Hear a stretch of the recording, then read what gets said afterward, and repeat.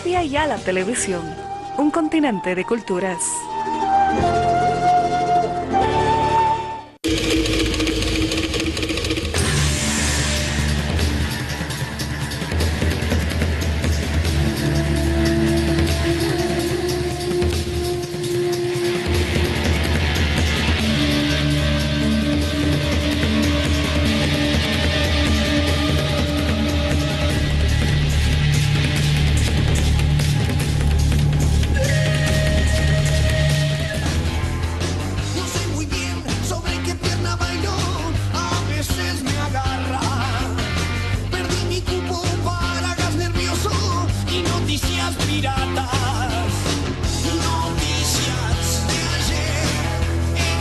Me desquicié en una pata. Desquiciado.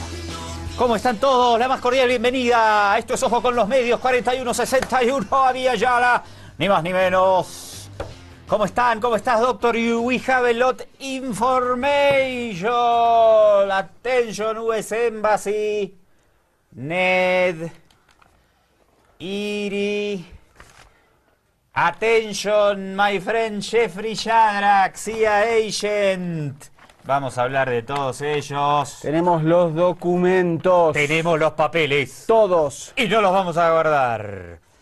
Segundo programa especial de la injerencia Gringolandis en los últimos años, durante el gobierno de Evo, de las cosas que están saliendo de la embajada, de la ANEDE, del IRI, del USAID, de todo. Tenemos para todos los gustos. ¿Con qué quiere desayunar? ¿Con IRI, con NED o con qué? Me parece que... Ayer hicimos ¿Con qué?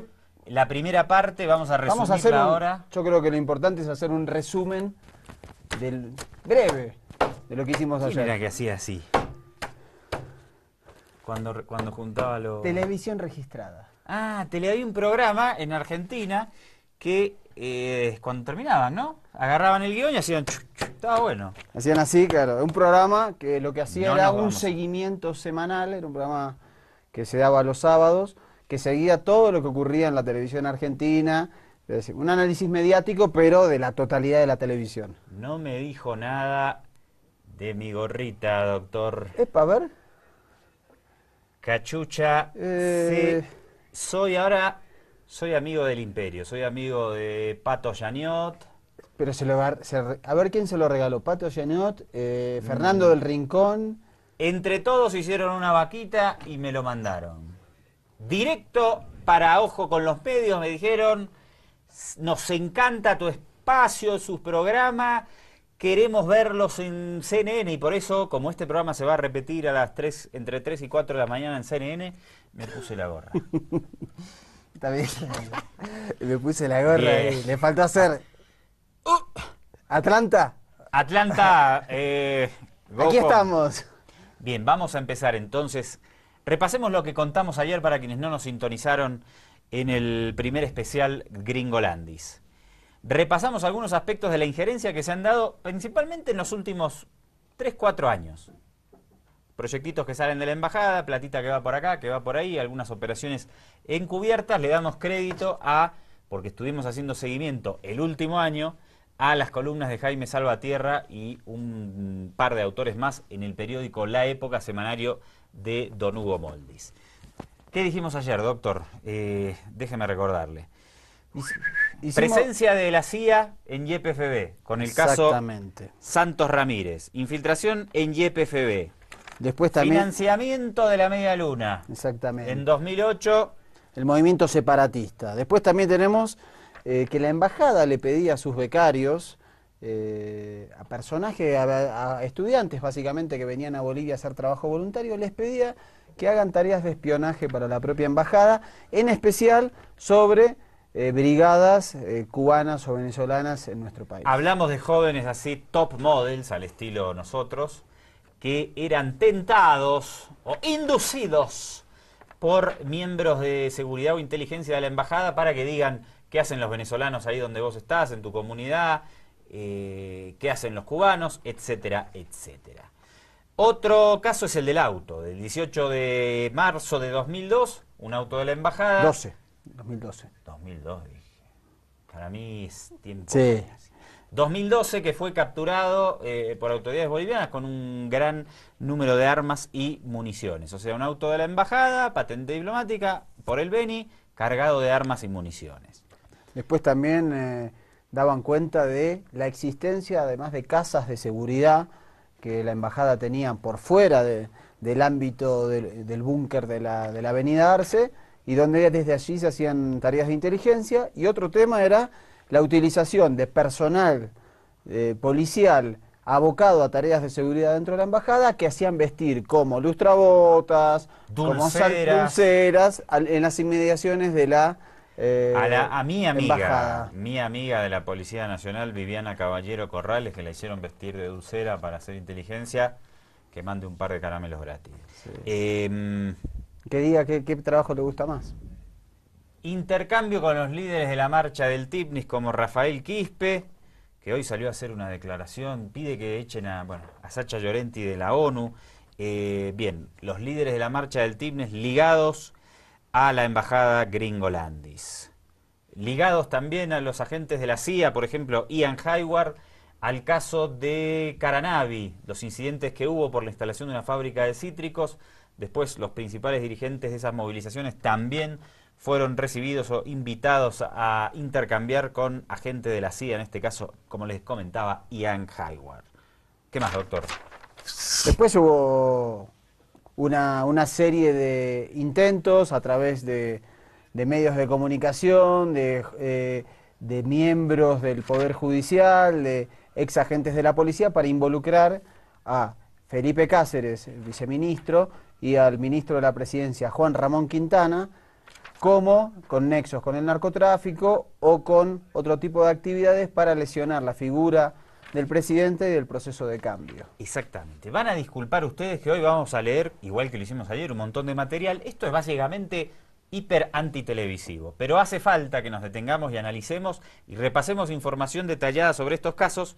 Son dos especiales, esperemos terminar hoy, así no nos alargamos demasiado, y ponemos a disposición de usted, a través de Labia Yala, y todas estas cuestiones de injerencia, desestabilización, operaciones de inteligencia clandestinas llevadas a cabo por la CIA, la DEA, la USAID, la NAS, el IRI, ¿qué me falta? Sí, un montón la de, NED. la NED, un montón de siglas que son subsidiarias, podríamos llamarlo, del Departamento de Estado, y lo que buscan es, con diferentes fachadas, involucrarse y socavar los procesos de cambio que se viven en América Latina.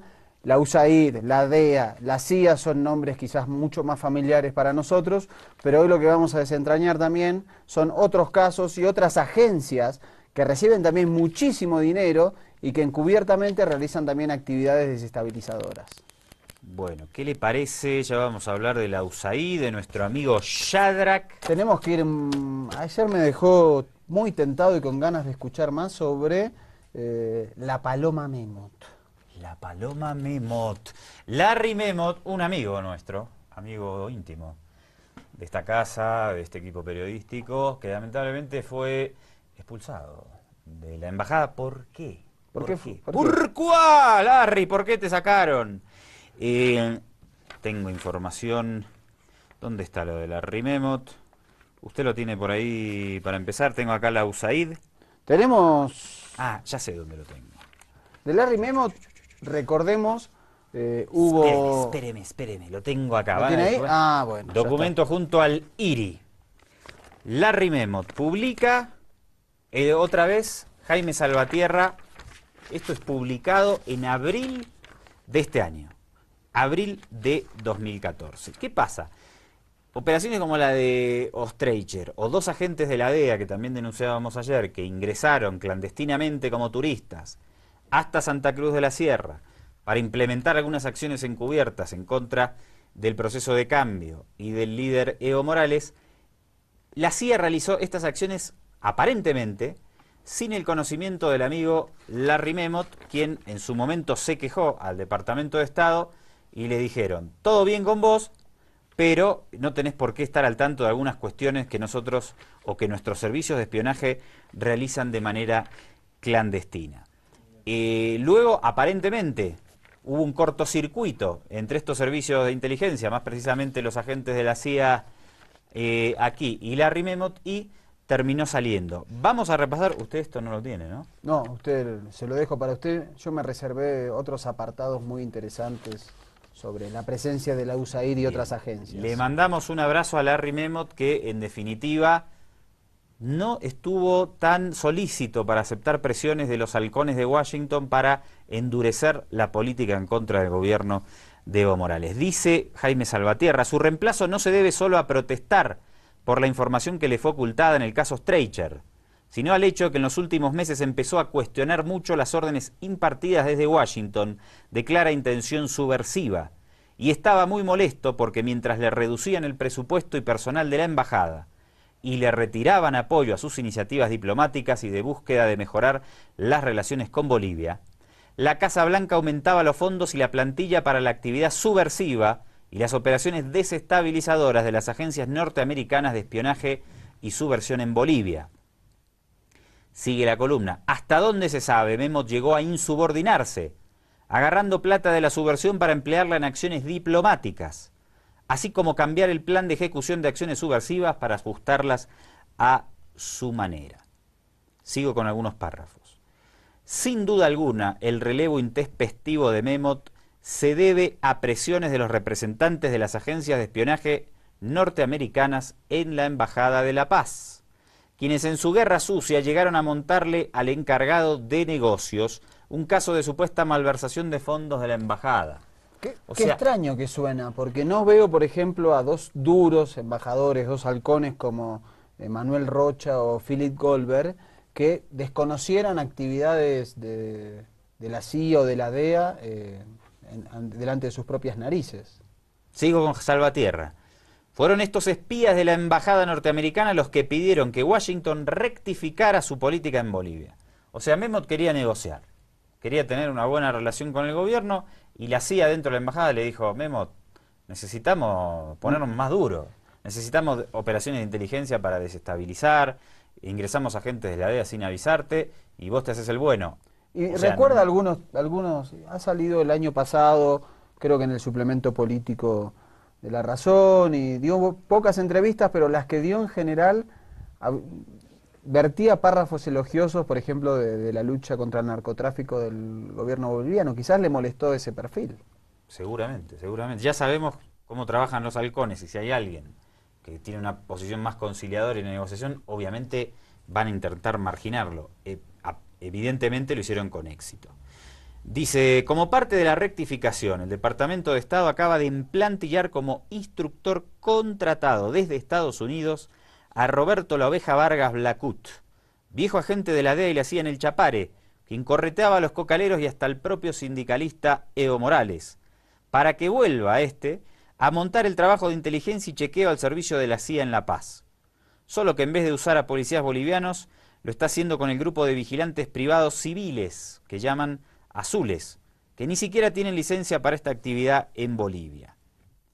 O sea, dice Salvatierra, que es un grupo ilegal de inteligencia y seguridad que viola flagrantemente la Convención de Viena. O sea, están operando agentes de inteligencia contratados, que en principio no tienen una relación directa con la embajada, por encargo de la CIA. Pero deben tener capacidades muy particulares para estas tareas que se le han encomendado.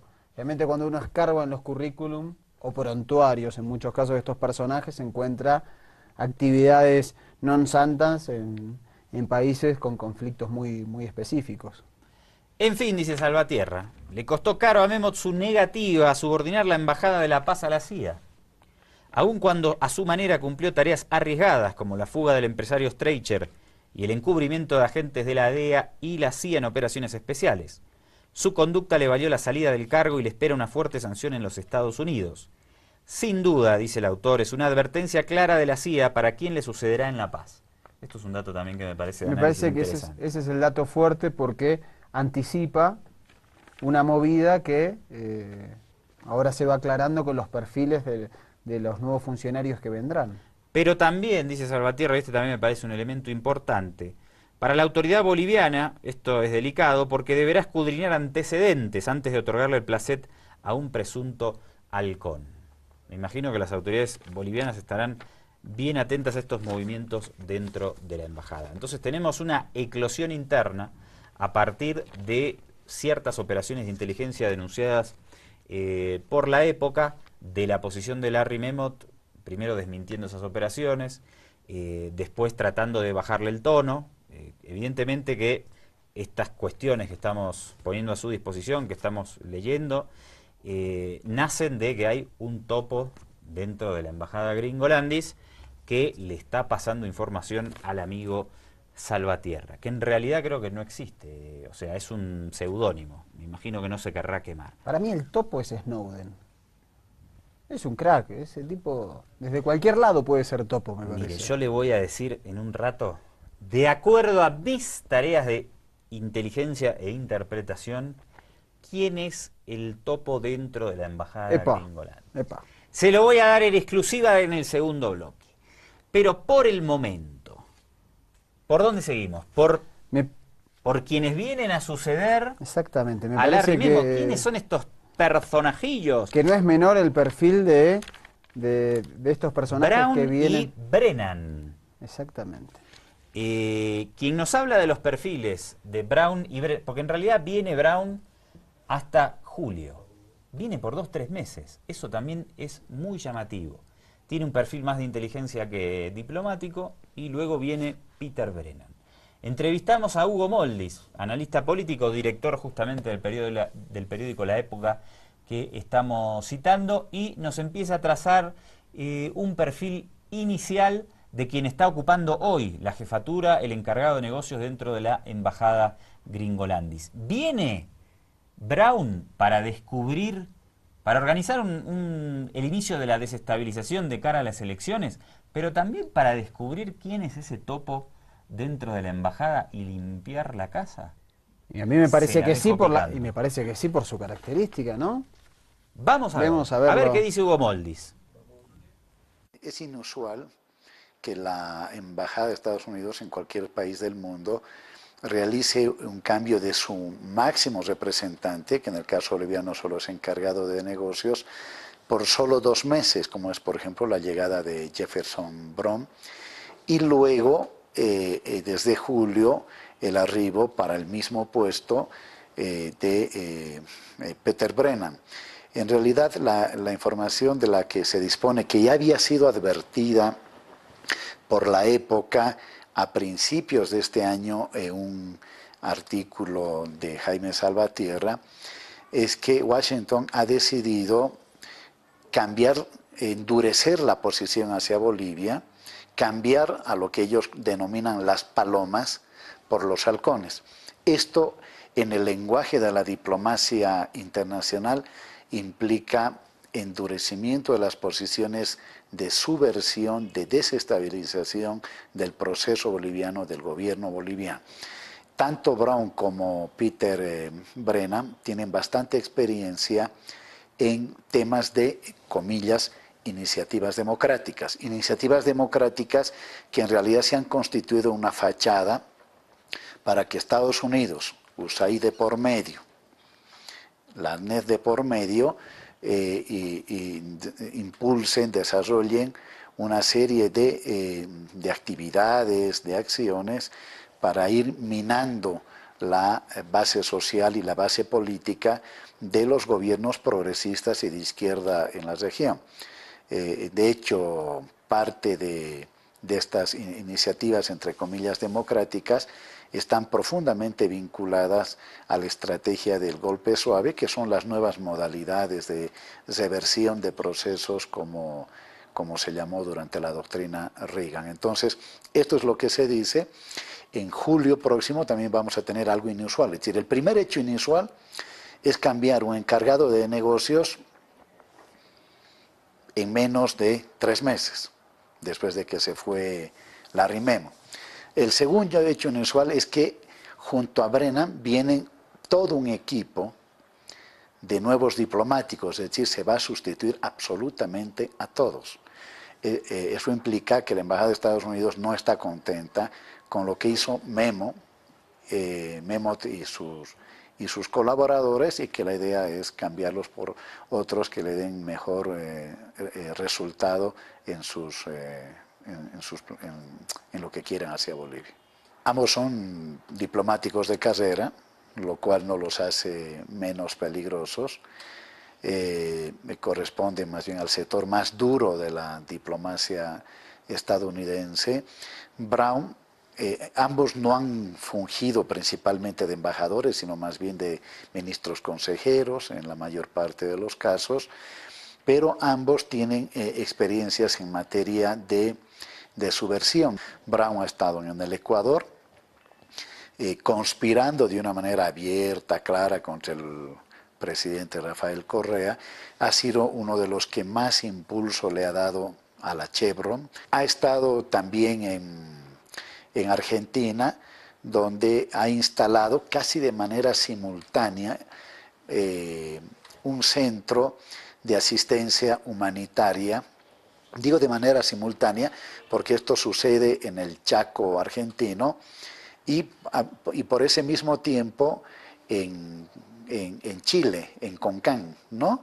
Cancún, en Chile, donde Estados Unidos, bajo el pretexto de la ayuda humanitaria, la lucha contra desastres naturales como los temas del terremoto, ¿no?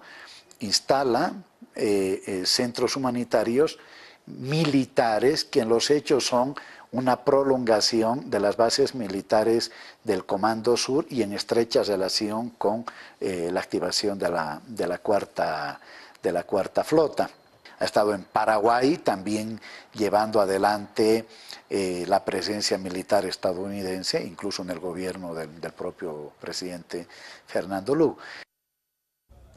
Bien, hablaba Hugo Moldis de Jefferson Brown, quien hoy ocupa la jefatura de la embajada estadounidense aquí en La Paz, en lugar de Larry Memot. Habíamos dicho antes, querían sacar a una paloma, a un negociador para meter a alguien más fuerte, traen a Jefferson Brown. Ahora vamos a leer parte del currículum, lo nombraba Hugo Moldis, y también decía, quieren sacar a todos los funcionarios, porque evidentemente si quieren sacar a todos los funcionarios es porque están descontentos con lo ocurrido. Yo creo que en parte también quieren eliminar a ese topo que hay, a ese informante que hay dentro de la embajada, que a eso viene Jefferson Brown, es mi interpretación, y a our friend, a my friend Brown, le voy a comentar, después del corte, quién es el topo en la embajada de acuerdo a mi interpretación. Pero permítame antes, doctor, leerle un poquito más del currículum del actual encargado de negocios aquí en Bolivia. Fue director de Asuntos Multilaterales del Consejo de Seguridad Nacional en la Casa Blanca. Ah, bueno. O sea, un alto funcionario, director de Asuntos Multilaterales del Consejo de Seguridad Nacional. Esto está en el currículum, no importa que no se vea, lo mantengo acá, en el currículum que da la embajada, la propia embajada de Estados Unidos, no estoy descubriendo América, y director de la Oficina de Asuntos de la UNESCO en el Departamento de Estado. De 1995 a 1997, el señor Brown trabajó como asistente ejecutivo del consejero de la Agencia de Información de Estados Unidos. Luego trabajó en algunos otros puestos ligados a la prensa y, como decía Hugo Moldis, estuvo en Paraguay, estuvo en Chile, estuvo en Argentina, estuvo en Ecuador. O sea que, haciendo un análisis bastante obvio de quien fuera director de Asuntos Multilaterales del Consejo de Seguridad Nacional de la Casa Blanca, nada más y nada menos, y integrante de la Oficina de Planificación de Políticas del Departamento de Estado, evidentemente se trata de un conspirador con mucha experiencia. Me parece importante que hagamos la denuncia de quién está ocupando en este momento la jefatura de la delegación diplomática estadounidense allí en la avenida Arce. Y además, otra cosa llamativa, viene por 3 meses. Sí. Eso también es interesante analizarlo. Generalmente nadie manda un cabeza de equipo o un encargado de negocios o un embajador por 3 meses a ningún lado. Hay elecciones este año en Bolivia y esto tiene un tufillo enorme a desestabilización que lo vamos a seguir tratando con vos a través de esta pantalla una vez que regresemos del corte.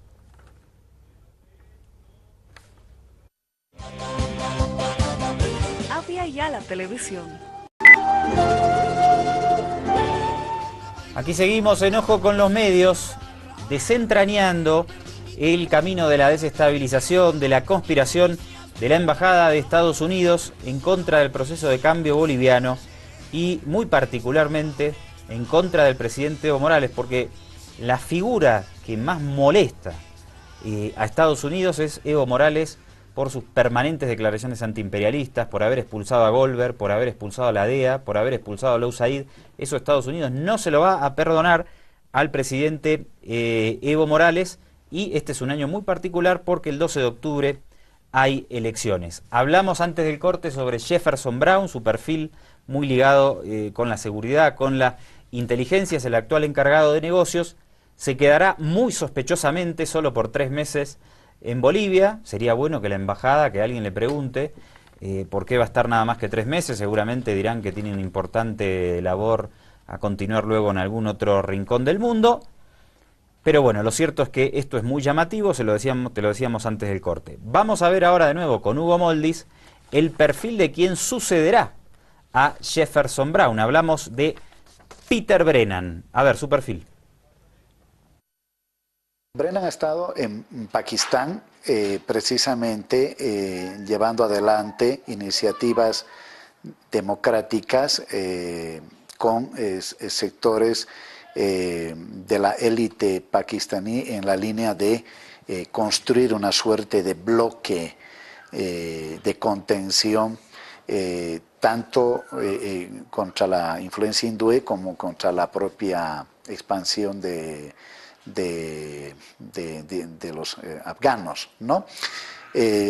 También ha sido el responsable de la Oficina Política Cuba desde Washington, desde la que, diríamos, ha llevado dos principales acciones que reflejan su espíritu subversivo. La primera, reunirse con el bloque disidente, aprovechando una oportunidad en la que se iba a tratar temas migratorios entre Cuba y Estados Unidos. Todos sabemos que el bloque disidente en Cuba es alimentado financieramente por la sección de intereses. Y la segunda, promoviendo acciones para lograr la libertad de Alan Gross, que fue detenido en Cuba por tratar de montar una red de telecomunicaciones subversivas, yo diría de manera similar a lo que hasta poco se sabe el Zunzuneo, ¿no? El Twitter cubano con fines conspirativos. He estado en Costa Rica. En Costa Rica ha organizado, por fuera del gobierno del presidente Oscar Arias, ha organizado de manera de lo que él le llama discretamente a una serie de policías para que tengan entrenamiento en la Academia del Comando Sur. En síntesis, estamos hablando de 2 halcones. No sé cuál es mayor que el otro. Lo evidente es que uno tiene la tarea de limpiar la casa, que es la palabra que se utiliza dentro de la Embajada de Estados Unidos. ¿Limpiar la casa de qué? De lo que ellos pueden considerar filtración de información. Segundo, de sectores más moderados, pero no por eso anti-gobierno boliviano.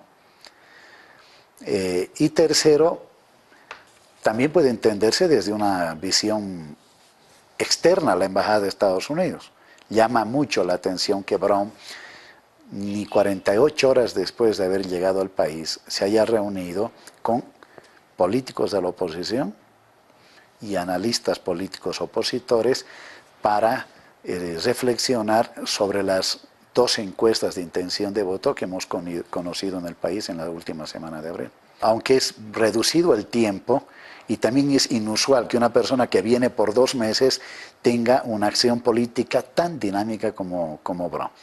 Brown no solo que se ha reunido para comentar estas encuestas, sino que está visitando a varias legaciones diplomáticas y a varios actores políticos, sindicales, opositores al gobierno del presidente Morales.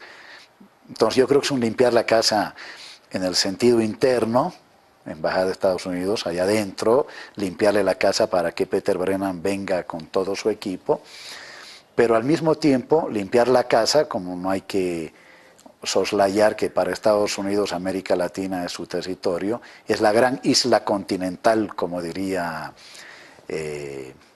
Brzezinski, ¿no?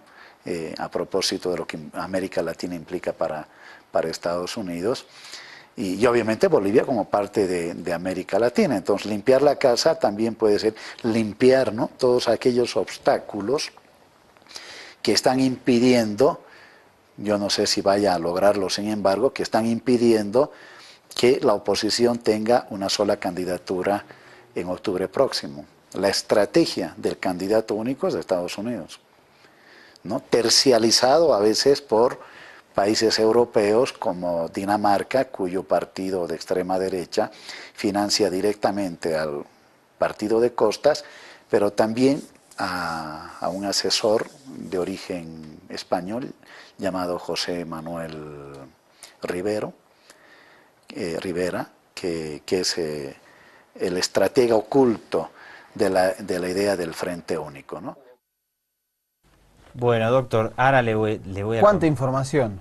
Limpiar la casa. Jefferson Brown, el actual encargado de negocios, vino por 3 meses, llegó a fin de abril. Tiene que limpiar la casa. Hay algún informante, hay alguien que está pasando información. Ahora te hablo a vos, amigo Jefferson Brown. Nice to meet you. No se ría. No sé. Le voy a decir quién es el topo dentro de la embajada. Chan. Chan, chan, chan, chan, chan. Música de... Esto, por supuesto, es... No lo puedo demostrar. Es pura interpretación, análisis de la información. En este momento, pasados unos minutos de las 19 horas, le voy a decir que el topo es parte del equipo de Jeffrey Shadrack, quien actualmente funge como jefe de la sección política, económica y comercial. Desde toda esta eclosión que sucedió el año pasado, a Shadrack lo han puesto y sacado de diferentes lugares. En realidad, todos estos funcionarios, no solo en Bolivia, siempre son agentes de la CIA, los encargados de la sección política. Es el caso de Shadrack, según distintas publicaciones. Por supuesto que la CIA en ningún momento va a sacar su lista de agentes encubiertos en ninguna embajada. Pero yo le puedo decir, en base a mi interpretación, al amigo Jefferson Brown, que ya puede estar tranquilo. Váyase, tómese unos días en el lago, visite el Salar de Uyuni, a ver si pueden llevarse el litio de una vez por todas, que es lo que quieren. Y el topo dentro de la embajada es o Jeffrey Shadrack como cabeza de la oficina de la sección política o alguien de su equipo. De ahí no sale la filtración de la información. Esto se lo puedo afirmar categóricamente en base a mis interpretaciones y análisis de la información. Esto fue una parte solo para dirigirme a Jefferson Brown. Clarito. Es una cuestión muy interna de la embajada y yo también tengo mis amigos ahí y ahí pasa la cosa. Un saludo a my dear friend Jeffrey Shadrack, agente CIA Agent Number 451 Fahrenheit. Hace rato que está por acá, ya nos conoce. Todos nos ven en la embajada, así que un abrazo para todos. Tengo un antecedente de Peter Brennan, el que viene después de Brown. Que también viene por 3 meses. Eso no creo que se quedará después. Hay que ver. Para mí viene y se va. Para mí, y lo vamos a hablar en un rato, por ejemplo, uno de los aspectos que el gobierno tiene que prestarle mucha atención es a las redes sociales. A mí me parece que se viene una ofensiva importante alrededor de las redes sociales, como lo intentan con el Zunzuneo en Cuba, como lo hacen en Venezuela, como lo hacen en Ucrania, en las primaveras árabes. Me parece que Estados Unidos en Irán lo hicieron también fuertemente contra Mahmoud Ahmadinejad cuando buscaba la reelección. Para mí, una patita nada más, hay muchas, de la desestabilización que se viene contra Bolivia es darle mucho énfasis a las redes sociales. Por eso me parece que habría que establecer alguna estrategia comunicacional desde el gobierno para responderle. Este amigo Peter Brennan, además de estar en Costa Rica, como ya vieron a Hugo Moldis y en Cuba, en Pakistán, estuvo también en Nicaragua. En marzo de 2003, fíjese, doctor, le informó al jefe del Estado Mayor del Ejército de Nicaragua, cuando todavía los sandinistas no habían ganado las elecciones, a ver a qué le suena, que quedaba suspendida la ayuda militar anual a Nicaragua hasta tanto no se destruyeran todos los misiles y la capacidad de defensa militar montada por el gobierno sandinista. Esto me hace acordar... ¿A qué le suena? Esto me hace acordar a la destrucción, más que nada a la pérdida de los misiles chinos durante el año 2005 en Bolivia, la presidencia temporaria de Rodríguez Belcé, cuando 30 misiles de origen chino desaparecieron misteriosamente gracias a la tarea de agentes de inteligencia norteamericanos, y Bolivia perdió, digamos, un puntal muy alto de su defensa. Y recuerdo al año siguiente, con la llegada de Philip Goldberg a Bolivia como nuevo embajador, que en un momento él pidió dejar eso atrás, que no quiere dejar eso atrás, hablar de eso porque eso fue algo positivo, porque el mundo es más seguro. Esa fue la frase que utilizó Philip Goldberg cuando Estados Unidos incrementa año a año su arsenal militar, su poderío militar. ¿Cómo se repiten las políticas injerencistas? Cuando está por ganar el sandinismo en Nicaragua, la embajada dice, saquen todo el armamento y el sistema de defensa, si no les cortamos la ayuda. Cuando está por ganar Evo Morales en Bolivia, el mismo y en Argentina hicieron lo mismo. Procedimiento. Con radares y aviones en la segunda presidencia de Carlos Menem. También sabiendo que Menem no tenía acceso a una reelección y que iba a haber cambio de signo político. Vamos a ir un corte, pero al corte nos vamos con una declaración de Evo Morales y luego vamos a hablar de las fachadas de ONG gubernamentales o no, ONG no son gubernamentales, pero hay algunos organismos de cooperación, sean gubernamentales o no gubernamentales, que hacen una fortísima labor dentro de la sociedad boliviana, y de eso vamos a hablar al regreso del corte, luego de ver primero a Evo Morales expulsando a la USAID el 1 de mayo de 2013, otra cosa que Gringolandis no le va a perdonar al gobierno de Evo.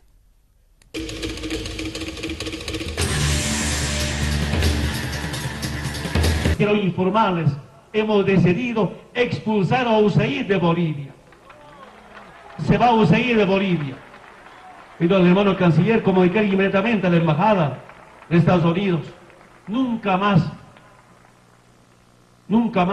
USAID, que va manipulando, que va utilizando a nuestros hermanos dirigentes. Avia Yala Televisión, un continente de culturas. Seguimos adelante, camino a desentrañar la desestabilización, la conspiración de parte de Estados Unidos. Ojalá fuera Bolivia el único país que Estados Unidos intenta desestabilizar. No, me parece que no le quedó país en el cual hacer algo. Deberíamos hacer una lista de los países a los que Estados Unidos no intenta desestabilizar o no ha desestabilizado desde la Segunda Guerra Mundial para acá. No sé cuántos quedarán afuera. En una mano le entra. O en dos. Vamos a tocar ahora, antes de ir al corte, vimos a Evo expulsando a la USAID. Exactamente. Te propongo, doctor, hablar de la USAID en este último bloque, del IRI, Instituto Ligado al Partido, del Partido Republicano, y la NED. Empezamos por la USAID, en base a información revelada por Wikileaks, por la vicepresidencia del Estado Plurinacional y por el periodista Nicolás Laguna en El Desacuerdo. ¿Te dejo a vos o querés que arranque? No. Métele. Le metemos, ¿sí? No, te contamos, la USAID, la NED y estas organizaciones se han involucrado muy fuertemente y a través de estos documentos desclasificados lo conocemos, en la acción represiva en el Chapare, primero, donde estaba el movimiento cocalero, que era la base de sustentación de Evo Morales y de eso lo hacían con la DEA, y no hemos hablado de la DEA, ¿no? Ayer hemos tocado bastante la DEA. Pero fíjese, la USAID es una agencia de cooperación. O sea, teóricamente vienen, te hacen una escuelita, hacen un hospital de primer nivel, etcétera. Sin embargo, vamos a ver algunas de las antecedentes de la USAID. Una publicación de noviembre de 1978. Publicaron denuncias del periodista José Manuel Nava, quien había tenido acceso al manual de entrenamiento de los funcionarios de la USAID. Contra el sentido común, dicho manual no contenía instrucciones sobre cómo desarrollar programas de cooperación, más al contrario, señalaba cómo identificar y combatir la subversión. Según el manual, esta existirá cuando en un país surgen sentimientos anticolonialistas o antiimperialistas, o se producen manifestaciones hostiles contra países o dignatarios extranjeros. Según la USAID, lo más recomendable, esto es un documento del año 78, muy pocos años después de que se había creado la USAID, lo más recomendable era prevenir estos hechos, para lo cual describen un plan de espionaje y represión a los enemigos del mundo libre. O sea, este es el fundamento de la USAID. Claro, a cara de la opinión pública es una agencia de cooperación, ya lo dijimos. Hacemos escuelitas, hacemos cooperación, X. Sin embargo, detrás de eso, esa cooperación es una tapadera para realizar operaciones de inteligencia y desestabilización cuando existen gobiernos que no son afines a sus intereses. Exactamente. Tengo otra parte de la nota de Nicolás Laguna para el desacuerdo. Documento del año 2008, cuyo encabezado dice sensible pero desclasificado, manifiesta. Sobre Bolivia, documento de la USAID, desclasificado y publicado, no sé si en Wikileaks o en FOIA, que es otra entidad que desclasifica documentos. Es FOIA, ese documento es FOIA, gracias a la acción de un periodista norteamericano que a raíz de la expulsión, lo que veíamos al presidente Evo Morales expulsando a la USAID, dijo, bueno, acá ocurre una cosa sensible, pide a la coordinación de la libertad de expresión, que es una entidad que no puede hacerse el tonto si uno le pide información, y dijo, quiero saber qué hace la USAID en Bolivia, porque si un embajador nuestro es expulsado, por algo será. Dice este documento 2008, la USAID fue el primer donante para apoyar a los gobiernos departamentalmente electos democráticamente. Léase apoyo a la media luna que llevó adelante un proceso de desestabilización que prácticamente logra la división de Bolivia en el año 2008. El trabajo comenzó en 2004 y ahora está siendo continuado a través de otros proyectos. Dice el articulista, en el año 2004 no existía ningún prefecto democráticamente electo. ¿Cómo podían hacer donaciones a los gobiernos departamentales democráticamente electos? O la elección de prefectos era una agenda de la USAID. O sea que la relación de USAID con la media luna no se forjó ante la llegada del presidente Evo Morales, sino que se venía trabajando desde antes. Como vimos en el programa OTI, estaba dedicado a la promoción de líderes políticos y posteriormente a financiar a los prefectos opositores en actividades conspirativas. Este programa fue cancelado a solicitud del gobierno boliviano en septiembre de 2007. No obstante a ese pedido de cancelación por parte de las autoridades bolivianas, cuando ya Evo era presidente, la USAID continuó con el apoyo a través de otros proyectos.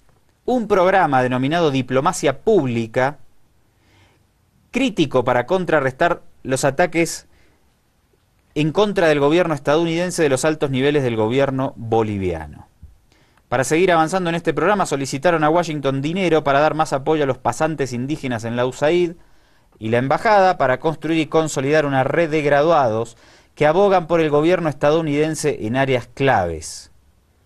Varios millones de dólares de la cooperación estadounidense se invirtieron en confrontar al gobierno boliviano y fortalecer a sus opositores. Léase los prefectos de la media luna, que llegaron a tener más de 100 instituciones públicas y dinamitaron pozos y ductos petroleros. Parte de la labor de la USAID, por suerte, desde nuestro lado, fue expulsada por Evo Morales en el 1 de mayo de 2013. Hay más. Hay mucho más. Y vos nombrabas antes al Instituto Republicano Internacional, que es una entidad del Partido Republicano Norteamericano que realiza labores en distintas partes del mundo, tiene un instituto que está muy financiado. Pero esta financiación que recibe el IRI viene... El IRI es otra entidad. Viene de la Fundación Nacional para la Democracia, la NED, que hace un rato usted nombraba. Antes de ir al IRI, fíjese, otros cables desclasificados de 2008. Goldberg le escribe al Departamento de Estado para comentar las reuniones que tuvo el 23 de julio y el 25 de agosto con Rubén Costas, Eduardo Paz, presidente de la CAINCO, Guido Nayar, presidente de la Federación de Ganaderos, Ernesto Monasterio, dueño de Unitel. Lindos nenes. Parte de las tareas conspirativas de Goldberg, por lo que fue más que legítimamente expulsado en el año 2008. ¿Qué dice con el IRI? Lo tengo acá. ¿Lo tiene ahí? Fíjese, y esto es actualísimo. Proyecto del IRI, Instituto Republicano de... Internacional. Internacional. Es una fundación del Partido Republicano fuera de las fronteras de los Estados Unidos. Acá tengo el documento, no importa que lo veamos así muy de lejos, in English. Documento del IRI. Fecha del proyecto, 19 de octubre de 2012 a 19 de octubre de 2013. Presupuesto asignado, $912.400. Casi $1 millón. Por el ejercicio de un año estamos hablando. Contacto del IRI, Stephen Johnson, director regional para América Latina y el Caribe. Proyecto del IRI para la política y educación civil y política de los programas en Bolivia. Y voy a leer algunas partes, lo tengo acá en inglés, van a disculpar, pero lo voy sacando rapidito. Como puede notarse, los programas de la USAID desde 2003, del IRI, han estado trabajando para sustentar la legitimidad de los partidos políticos en Bolivia. El foco del IRI está puesto en actividades políticas y de educación cívica, como les decíamos antes. El IRI trabaja para promover relaciones entre la sociedad civil y los partidos políticos. Imagínese un organismo que depende del Partido Republicano estadounidense, ¿con qué partidos políticos se va a ligar aquí en Bolivia? Y esto se relaciona con la USAID, que promovió una reforma de partidos políticos luego de la irrupción del MAS en las elecciones del 2002, que fue cuando desde Estados Unidos le dijeron, les avisamos que hay que parar a Evo Morales. Sigo con el documento del IRI, que tampoco estoy descubriendo América, se encuentran públicamente rastreando un rato por internet. Uno de los mayores propósitos del IRI es desarrollar un manual interactivo para los alumnos de escuela secundaria. Esto es interesante y por eso hablábamos antes de las redes sociales. Para que exploren conceptos como el civismo y la responsabilidad ante la autoridad. El manual fue agregado al currículum desarrollado por el Ministerio de Educación.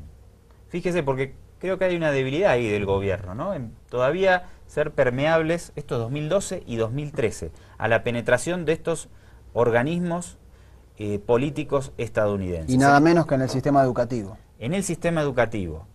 Dice, el IRI entrenó a más de 6.500 profesores. Entrenó a más de 6.500 profesores en el uso de este manual y distribuyó 25.000 copias en el año académico 2012. Adicionalmente, dice, numerosos partidos políticos bolivianos participaron en otro programa del IRI que trabaja por la modernización de los partidos políticos. El objetivo del IRI es asistir a los partidos políticos de América Latina en identificar las debilidades que bloquean la aplicación efectiva de sus respectivas constituciones. Después dice, apartado 2, objetivos del programa. Avalar elecciones transparentes en el proceso electoral que se vive este año en Bolivia. Promover la tolerancia con respecto a opciones políticas diferentes. El IRI, organismo dependiente del Partido Republicano Estadounidense, continuará avalando la democracia en Bolivia, trabajando con la sociedad civil para fortalecer valores democráticos, prácticas y principios. Fíjese ahora. El IRI cree que hay amenazas para la democracia en Bolivia y que por estas amenazas se demanda una participación más activa, informada y responsable de la sociedad civil. O sea, el IRI cree que hay una amenaza para la democracia en Bolivia. O sea, están trabajando políticamente en contra del proceso de cambio y de Evo Morales. Para lograr este fin, dice, de tener una participación más activa, etcétera, etcétera.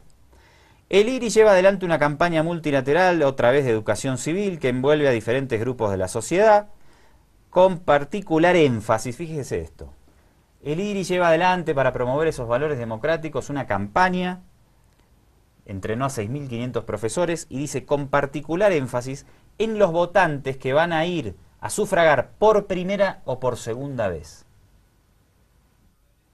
O sea, están centrando sus programas en la formación de jóvenes para que tengan una visión crítica, democrática y luchen contra la amenaza de la democracia que significa Evo Morales. Esto es lo que está por detrás de este programa, que cuenta para el año 2012-2013, o contaba, con un financiamiento de casi $1 millón. Y no es menor esto si tomamos en cuenta que en Venezuela se ha fomentado abiertamente esta cuestión de el movimiento estudiantil y se quiere que este sector sea, digamos, quien encabece en distintos países de América Latina, digamos, una cuña opositora, y como son, claro, digamos, están hablando primero y segundo voto, se creen que pueden influir como para que el descontento, digamos, aprovechando, tenés que ser rebelde, sos joven, sos rebelde, rebelate a lo que hay, lo que tenés hoy en tu país. Ahí está. Doctor, ya casi que nos tenemos que ir, tengo mucho material más. Por ejemplo, las actividades del IRI se concentran en las áreas metropolitanas del Alto, La Paz, Santa Cruz, Cochabamba, con algunas actividades en Tarija y Sucre. Eje troncal. Creo que mañana tenemos que seguir tratando este tema, porque todavía tenemos mucho material. Sí, nos quedó también un poquito de lo que es esta Fundación Nacional para la Democracia, que también tiene unos antecedentes en América Latina para temer por su apoyo a opciones de derecha y de extrema derecha en Haití, en Venezuela, en Nicaragua. Es decir, no son nenes de pecho y sus actividades financiadas fuertemente. Y en algunos casos, como el de la NED, que dice que es una organización sin fines de lucros, de repente recibe fondos del Congreso norteamericano, lo cual es completamente incongruente. Mañana entonces, tercer capítulo, no te lo vas a perder. Esto es Ojo con los Medios por el 4161 Avia Yala. Mañana tercer capítulo para que continuemos desentrañando los caminos de la desestabilización y de la conspiración impulsada por diferentes ramas del statu quo estadounidense en contra del proceso de cambio de presidente Evo Morales. Comandante. Hablamos harto, ¿no? Uh. Hasta mañana.